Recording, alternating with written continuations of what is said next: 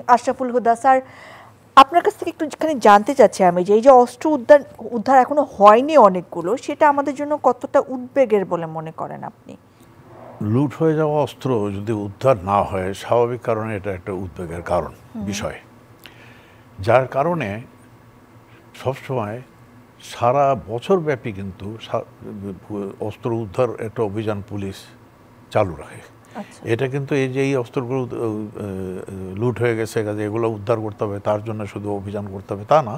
এই অভিযানটা কিন্তু সারা বছর ধরে, যে কোনো অবৈধ অস্ত্রের জন্য সারা বছর ধরে এই প্রক্রিয়াটা কিন্তু পুলিশ ডিপার্টমেন্টে চলমান। এরকম একটা ঘটনা হয়ে যাওয়াতে স্বাভাবিক কারণে এটা আরো মানে জোরদার করতে হবে এবং সেটা করা হয়েছে। আপনি একটু আগেই যে কথা বললেন যে এটা বিশেষ অভিযানের ব্যাপারে পরিচালিত হচ্ছে, কিন্তু তাতে এটা হয়েছে।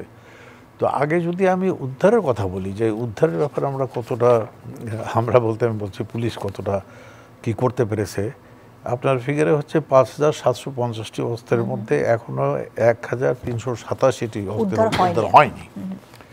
তো এখানে আমরা যদি দেখি তাহলে দেখা যাচ্ছে অ্যাবাউট 25% অস্ত্র উদ্ধার হয়নি। এখন এই 7 মাসে এই লুট হয়ে যাওয়ার অস্ত্রগুলোর মধ্যে থেকে ৭৫% অস্ত্র যদি উদ্ধার হয়ে থাকে, এটা কিন্তু কম কথা না।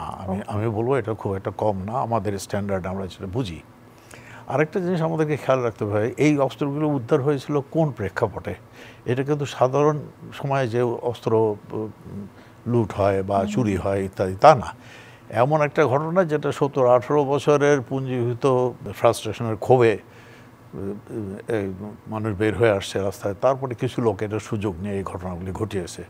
কাজে ওইরকম অবস্থাতে যখন এই অস্ত্রগুলো লুট হয়েছে, এটাকে স্বাভাবিকভাবে দেখলে চলবে না। এটা একটা কঠিন অবস্থার মধ্যে দিয়ে এই ঘটনাটা ঘটেছে।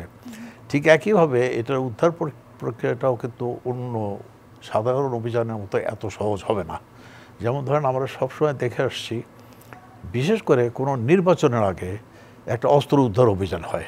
আমি নিজেও পুলিশের বিভিন্ন র্যাঙ্কে চাকরিরত থাকতে এবং সেগুলো লে আউট করা হতো। প্রাইম মিনিস্টার, প্রেসিডেন্ট যেই থাকে উনি আবার দেখতে আসতেন কি পরিমাণ অস্ত্র, এটা একটা রুটিন কাজ চলতে থাকে।